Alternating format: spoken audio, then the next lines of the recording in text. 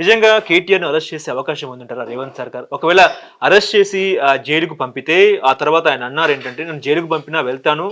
Jail నుంచి బయటకొచ్చిన తర్వాత పాదయాత్ర చేస్తాను. పాదయాత్ర చేసిన తర్వాత ఖచ్చితంగా తెలంగాణ రాష్ట్రానికి సీఎం కూడా అవుతానన్నట్టు" కూడా ఆయన వ్యాఖ్యలు చేశారు. నిజమే అంటారా? అంటే ఇప్పుడు ఆయనను అరెస్టు చేయడం వలన జగన్మోహన్ రెడ్డి చంద్రబాబు నాయుడు గారిని అరెస్ట్ చేశారు. చంద్రబాబు నాయుడుని అరెస్ట్ చేయడంతో ప్రజల్లో ఒక రకమైన సింపతి వస్తుంది. సింపతి ఎందుకంటే వీళ్ళు కరప్టు అని మీరంటే కరప్ట్ గాంధీ కూడా అంటున్నారు జనం. ఆనెస్ట్గా ఉండేవాడు సార్, అసలు నిజాయితీగా చాలా నిరాడంబరంగా జీవిస్తున్నాడు, వాళ్ళ గొప్పలు కృష్ణ లాంటి వాడు కాదు కదా. అందరు రాజకీయ నాయకులు ఒకటే పోగుతున్నారు.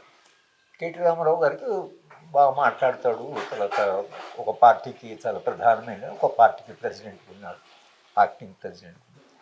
కనుక ఆయన చేయడం వలన రాజకీయంగా వీళ్ళకు లాభమా నష్టమా అనేది ఒకటి ఉంటుంది. భారతీయ జనతా పార్టీ వాళ్ళు ఏం చేస్తున్నారంటే మీరిద్దరు ఒకటే, మీరు అరెస్ట్ చేయడం లేదు అనేది ఇవాళ ఒక విమర్శ వీళ్ళ మీద పెట్టారు. కానీ ఒకవేళ అరెస్ట్ చేసి ప్రజలు కరప్ట్ పీపుల్ని వీళ్ళు అరెస్ట్ చేస్తున్నారు, తర్వాత ఈ ప్రభుత్వం నిజాయితీ కలిగిన ప్రభుత్వం, కరప్షన్ చేస్తే ఈ ప్రభుత్వం క్షమించదు అనేటువంటి ఇమేజ్ ఒకవేళ పార్టీకి ఉంటేనేమో అరెస్ట్ చేస్తే దాన్ని ఆహ్వానిస్తారు.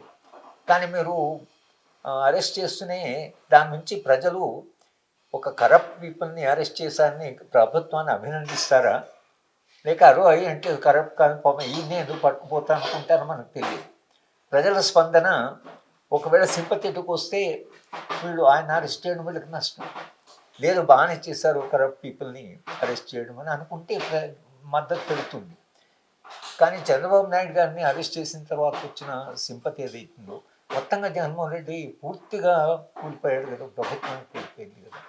ఇవన్నీ ఆలోచిస్తారు ఇక్కడ నిజంగా కరప్ట్ పీపుల్ని అరెస్ట్ చేయాలి అనే దానికంటే కూడా దాని వెనుక రాజకీయాలు అంతర్గతంగా ఏం రాజకీయాలు ఉంటాయనేది దాన్ని మనం పరిశీలించవలసింది. ఓకే.